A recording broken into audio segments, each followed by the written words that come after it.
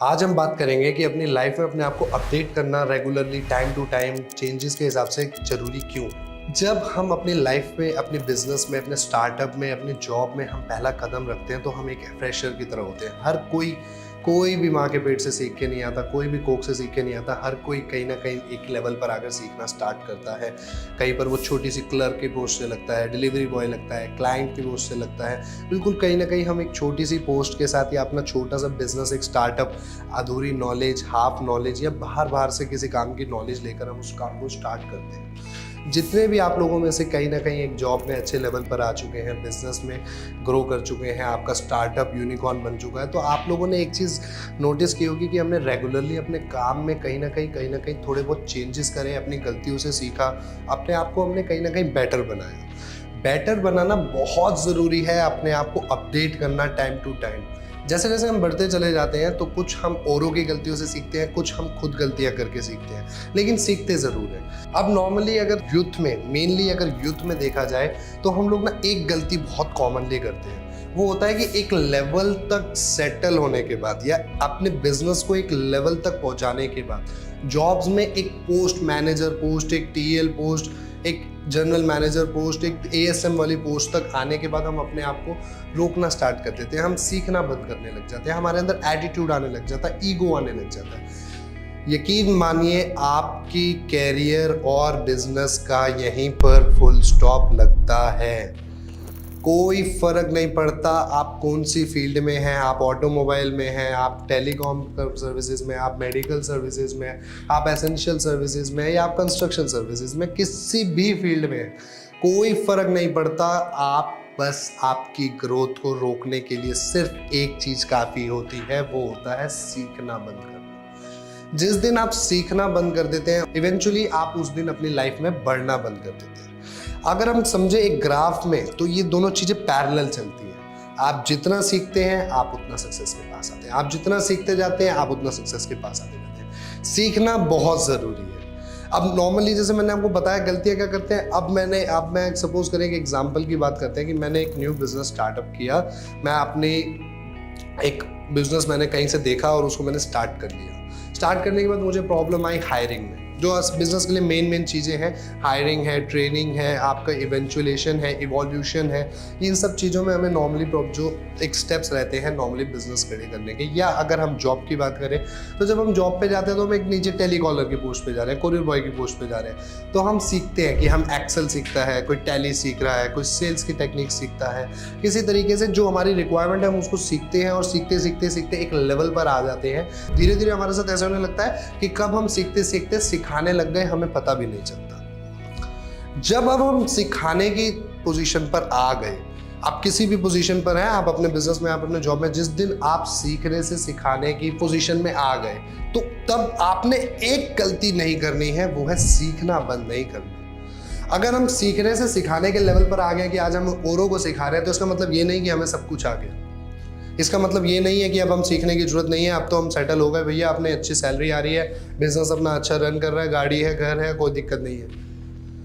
अगर कैरियर बनाना है, सक्सेस एक लेवल तक की करनी है, तो आपको अपने आप को रेगुलरली अपडेट करना है। जहाँ पर आपका होल्ड लग गया है कि जहाँ पर अब आप सिखा रहे हैं, अगर आपको सीखने को कुछ नहीं मिल रहा, तो मेरे भाई, मेरे दोस्त, आप गलत जगह पर हैं। आपको सीखना बंद नहीं करना है। एक कंपनी अपने आसपास एक एनवायरनमेंट बनाओ जहाँ से आपको सीखने को कुछ और नया मिले, जहाँ से आपको आगे बढ़ने की अपॉर्चुनिटीज़ मिले, जहाँ से आगे आपको और ऑप्शंस मिले। क्यों रुकना है भैया एक जगह पे, क्यों रुकना है? इसलिए घर से निकले थे। अगर हम खाली आदमी घर से निकले थे तो इसलिए निकले थे कि आज लाख रुपए सैलरी, लाख रुपए मैं महीने का कमा रहा हूँ, बस 40,000 कमा रहा हूँ, 50,000 कमा रहा हूँ, लाख रुपए, 10 लाख रुपए, 2 लाख रुपए कमा रहा हूँ, बस गेम खत्म हो गई। महंगाई दर को देख लो, आप रुके हो, महंगाई दर नहीं बढ़ रुका। महंगाई धीरे धीरे बढ़नी है, वो नहीं रुकेगी। आप रुक गए तो रुक गए। आप आज खुश हो, आने वाले 10 साल में रहोगे अगर महंगाई दर आपकी ग्रोथ को पार कर गया। जिस लेवल से आप ग्रोथ कर रहे हो, अगर उस लेवल के साथ ही महंगाई दर उससे धीरे चल रहा है, या उसके साथ में चल रहा है तो चलते जाओगे। जिस दिन महंगाई दर आपको पार कर गया उस दिन दोबारा से जेब खाली होना शुरू हो जाएगी धीरे धीरे।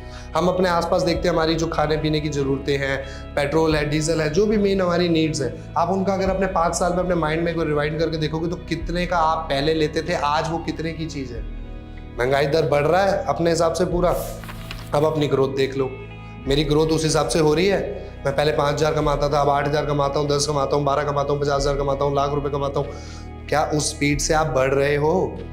शादी नहीं हुई है तो कल फैमिली प्लान करोगे, शादी हो गई है तो अपने बच्चों को भी इसी तरीके से, जैसे खुद घर से निकले थे खाली जेब, वैसे ही हमारे बच्चों को, अपने बच्चों को, आने वाली जनरेशन को खाली हाथ निकालेंगे? नहीं ना। तो सीखना क्यों बंद करना है? सीखना बंद मत करो।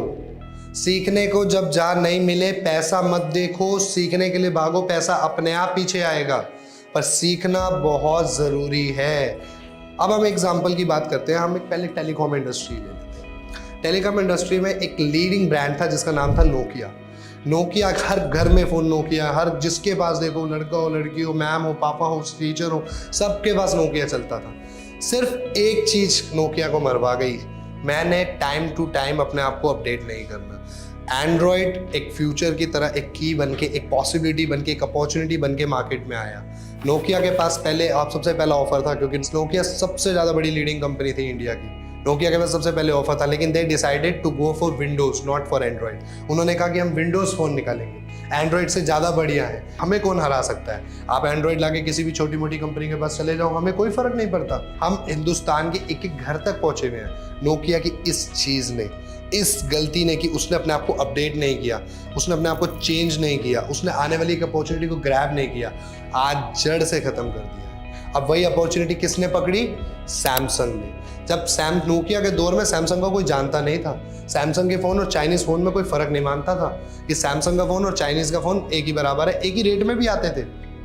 सैमसंग ने अपने आप को अपडेट किया, नहीं मैं सीखूंगा, नहीं मैं आगे बढ़ूंगा, नहीं मुझे आगे बढ़ना है, कोई दिक्कत नहीं है, नोकिया ने पूरे मार्केट खा रखे तो कोई बात नहीं, एक दिन मैं भी बनूंगा। उन्होंने एंड्रॉयड को पकड़ा। उसके बाद सबसे पहले उन्होंने अपनी रेंज लॉन्च करी जिसे कहते हैं Samsung Galaxy range, Galaxy S, Galaxy champ, सबसे पहले उनकी ये रेंज आई। धीरे धीरे मार्केट में वायरल होने लगा। धीरे धीरे सैमसंग की बिक्री बढ़ने लगी, सैमसंग के स्टॉक्स बढ़ रहे हैं, शेयर्स बढ़ रहे हैं, धीरे धीरे सैमसंग की प्रमोशन होने लगी। आज आप देख लीजिए सैमसंग के बराबर कोई डोमेस्टिक कंपनी नहीं है। नोकिया को पूरा जड़ से खत्म कर दिया। आप क्या सोचते हैं इंडिया में क्या मतलब पॉपुलेशन इतनी बढ़ गई कि सैमसंग इतना बढ़ गया? नहीं, जो नोकिया के रेगुलर कंज्यूमर्स थे वो सारे के सारे सैमसंग में डाइवर्ट हो गए, सिर्फ एक चीज़ की वजह से कि नहीं मैं आगे बढ़ूंगा, नहीं मैंने अपने आप को इवॉल्व करना, नहीं मैंने अपने आप को अपडेट करना। अपडेट किया, आज मार्केट में लीडिंग है, आज मार्केट में लीड कर रहा है। कुछ सैमसंग के मॉडल्स मैं आपको बता दूं एप्पल के रेट के बराबर आते हैं और ऐप बिक रहे हैं। क्यों बिक रहे हैं? जो फ़ोन एक टाइम पे चाइनीज़ फ़ोनों के बराबर माना जाता था, आज उसके फ़ोन बिक रहे हैं और लाख लाख रुपए के 70-70, 80-80 हज़ार के लोग ले रहे हैं। अपने आप को चेंज किया, अपडेट किया। आज भी अगर हम सैमसंग का फ़ोन या वीवो, ओप्पो, एमआई, आप किसी का भी फ़ोन चलाओ, अब हम नॉर्मली सबकी कंपनियों की बात करते हैं, आ जाता है ना 6 महीने के अंदर अपडेट। हर 6 महीने साल में अपडेट आता है ना फ़ोन में कि आप अपडेट कर लो, हमने ये सिक्योरिटी फीचर नया ले आए हैं, हम ये प्राइवेसी फीचर नया ले आए हैं, हम ये लुक में फीचर ले आए हैं, थीम्स नहीं ले आए हैं, कुछ भी लाए हैं। रेगुलर अपडेट हो रहा है, अपने आप को अपडेट करना ही करना है। एप्पल भी नहीं बचा इससे। आपको क्या लगता है कितने चेंजेस आए हैं? अभी एप्पल आईफोन 15 आया है, आईफोन 14 के मुकाबले क्या चेंजेस हैं? ज़्यादा कोई चेंजेस नहीं है कि एक यूएसबी पोर्ट के अलावा जो एक पोर्ट है टाइप सी का पोर्ट दे दिया। एप्पल ने अपना पोर्ट छोड़ के टाइप सी पकड़ा। एप्पल ने कितना बड़ा अपने अंदर चेंज किया। एप्पल अपनी पिन अलग चला रहा था, मार्केट की डिमांड, अपने आप को अपडेट किया, भाई टाइप सी लाओ। हर चीज़ में टाइप सी चल रहा है आज की डेट में। ईयरपॉड्स हो तो उसमें टाइप सी चल रहा है, फ़ोन सारे के सारे टाइप सी आ चुके हैं। कितनी सारी एसेंशियल इलेक्ट्रिकल चीज़ें टाइप सी पे कन्वर्ट कर रही हैं, अपने आप को टाइप सी पे मूव कर रही है। एप्पल ने भी अपने आप को अपडेट किया। आज एप्पल का जो आईफोन 15 है वो टाइप सी में आ रहा है। अपडेट, अपने आप को अपडेट करना है, मार्केट में लीड करना है, मार्केट में आगे बढ़ना है, मार्केट में नाम बनाए रखना है, अपने बिजनेस को स्टैंड करना है तो अपडेट करना है। टाइम टू टाइम अपने आप को अपडेट करना ही करना है। जहां अपडेट करना रुक गए वहां पे दूसरी कंपनी खड़ी है, वहां पे दूसरा एम्प्लॉय खड़ा है, वहां पे आपका कंपटीशन खड़ा है, वो आगे बढ़ जाएगा। कौन कहता है अपॉर्चुनिटीज की कमी है? अपॉर्चुनिटीज की कोई कमी नहीं है, अपॉर्चुनिटीज बहुत हैं।